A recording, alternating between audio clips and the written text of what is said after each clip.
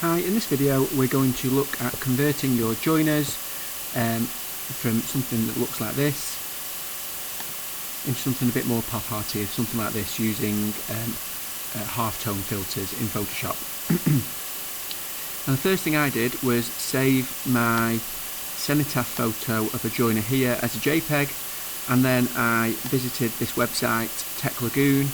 I uploaded my picture of the cenotaph, and I changed my line drawing settings, something like this, and then downloaded that image as a fresh image. The next task is then to import that picture into Photoshop. So it's File and Place, and that image gets automatically saved to your Downloads folder. However, I've moved that here. I'm going to place that image on top of this image. I'm going to just move it, hold down Shift and resize it so it fits exactly over the top of my joiner image. Click the tick in the corner, and then we can see here it's a new layer on top of my original photograph. Okay, the next thing we need to do is now add a smart filter to our background image and add the halftone effect, and that's the little dots that go all over your image from Lichtenstein and other pop artists like that. So to do that, we're going to right click and select Convert to Smart Object. We know it's been converted because this icon appears in the bottom right hand corner. We're then going to go to Filter and Filter Gallery and select the halftone filter. That's under the Sketch option.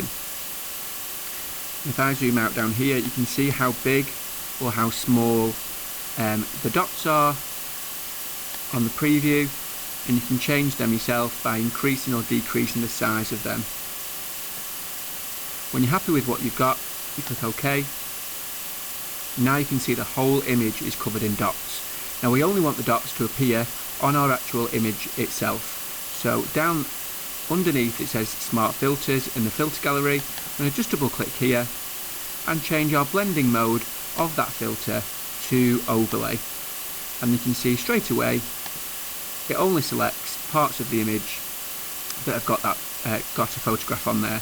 However, at the minute you can see the filter looks really dark, and this image has gone from something really bright to something quite dark. So we're going to use the layer mask here. I'm going to mask out using the paintbrush, using a really small percentage to mask out some of that effect on our image to help brighten it up a little bit. So I'm just going to rub over my image.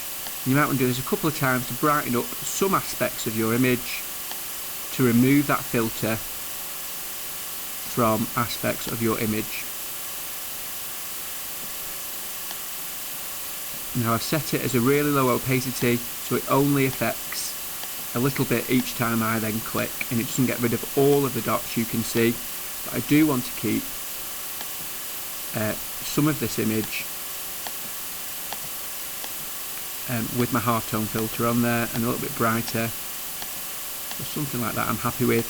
Now what we need to do is save my image as a JPEG and as a Photoshop file and record your evidence in the bottom right hand corner. Just as a word of note, you might also then want to add a brightness and contrast filter. You might want to look at layers just to make sure your image is looking as good as it possibly can do. Thank you.